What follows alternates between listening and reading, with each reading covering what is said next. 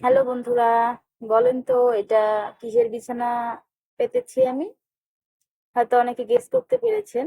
আমি আসলে কয়েকদিন আগে একটা টেবিল ম্যাট দেখিয়েছিলাম, হ্যান্ড পেইন্ট করেছিলাম, সেটাতে আজকে আমি ব্লগ করব।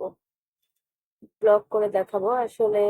হ্যান্ড পেইন্টিং করা কাজে মাঝে মাঝে ফাঁকে ফাঁকে একটু ব্লগ করলে দেখতে ভালো লাগে, দুইটার কম্বিনেশনে কাজগুলোও ভালো লাগে, দেখতেও ভালো লাগে। তো আমি সেজন্য আগে নরম করে একটা বিছানা পেতে নিয়েছি এবং তার উপরে এই টেবিল ম্যাটটি আমি পেরে নিব। আর এখন ব্লগ করার জন্য আমার দরকার এই যে একটা ফোম।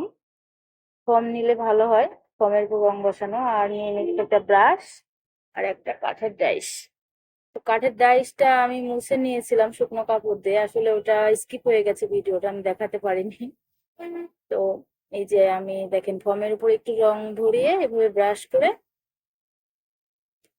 এই যে ব্লকে রং ভরে আপনি এভাবে আপনারা ব্লক করতে পারেন। আমি এখন পুরো সার্কেলটা ব্লক করে নিব এইভাবে। অনেক সুন্দর লাগছে তাই না? কালোর উপরে সাদা ব্লক। পুরো সার্কেলটা আমি এইভাবে চার কোনা ভাবে করে নিব। আপনারা যারা ব্লক করতে চান বা ব্লকের কাপড় করে নিতে চান, ইনবক্সে জানাবেন। ব্লকের থ্রি পিস, বিছানার চাদর, ওড়না সবই করা হয়, ব্লক, হ্যান্ডপিন, বাটিক। কিছুদিনের মধ্যে আমি বাটিকও নিয়ে আসবো আল্লাহর রহমতে, আল্লাহ যদি চায়। এই যে এইভাবে আমি পুরো সার্কেলটা ব্লক করে নিব। ব্যক্তিগতভাবে আমার ব্লগটা অনেক ভালো লাগে, কিন্তু হ্যান্ড পেইন্টিং বেশি করা হয় কাস্টমারের জন্য আর কি। এই যে আমার পুরো সার্কেলটা করা হয়ে গেছে।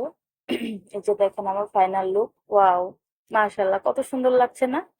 বলেন, আপনাদের কাদের কেমন লেগেছে কমেন্ট করে জানাবেন, তাহলে আমি একটু সাহস পাবো। আজকের মতো আসসালামু আলাইকুম।